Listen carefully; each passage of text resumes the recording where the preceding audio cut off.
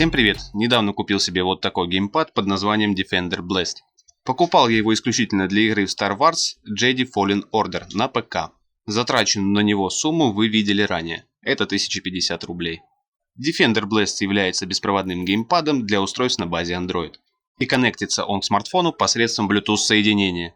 Также он будет работать на компьютере и PlayStation 3, но только с помощью соединения кабелем, который имеет разъем mini-USB, длину 1,8 метра и идет в комплекте. Что, кстати, является плюсом. В случае обрыва этого кабеля всегда можно найти ему замену. А также в комплекте к геймпаду шло крепежное устройство для смартфона, что делает его более удобным при игре в игры на Android устройствах. Ну а теперь минутка технических характеристик. Как вы уже поняли, данный геймпад имеет два типа подключения. Это беспроводной и проводной. Беспроводной тип связи реализуется, к сожалению, только лишь на Android устройствах. Сюда могут входить смартфоны, планшеты, а также ТВ-приставки и многое другое. В свою очередь на ПК и PlayStation 3 играть можно только с помощью кабеля. Геймпад поддерживает следующие контроллеры на ПК. Это D-Input и X-Input. Короче говоря, X-Input это очень важная технология. Она позволяет геймпаду подстраивать драйвера и контроллеры под большинство современных игр. Количество осей позиционирования в этом геймпаде 4. Также Defender Blast имеет в себе два вибромотора. Эффект вибрации делает аварии и столкновения более реалистичными. Но мы должны понимать, что не каждая игра поддерживает функцию вибрации игрового контроллера.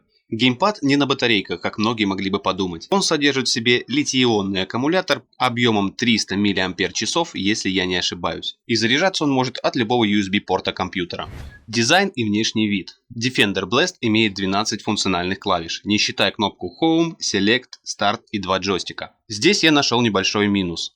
На форумах многие пишут, что данный геймпад может определяться в некоторых играх как элемент с 15 функциональными клавишами, что не позволяет правильно настроить управление в играх. Но в игре Star Wars джойстик чувствует себя замечательно, все работает исправно, а также функция вибрации на геймпаде работает в этой игре замечательно. Что делает Star Wars при игре с этим геймпадом более атмосферной. А теперь рассмотрим внешний вид Defender Blast.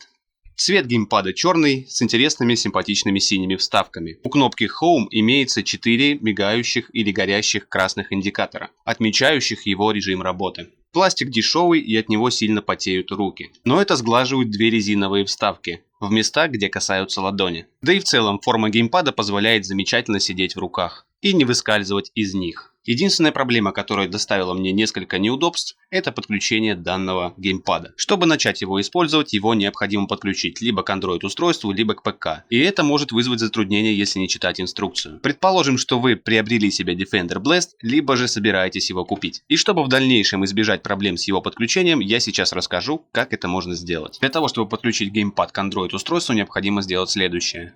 Зажать кнопку Home и X на данной модели на 5 секунд. Должны загореться 4 индикатора, если вам видно.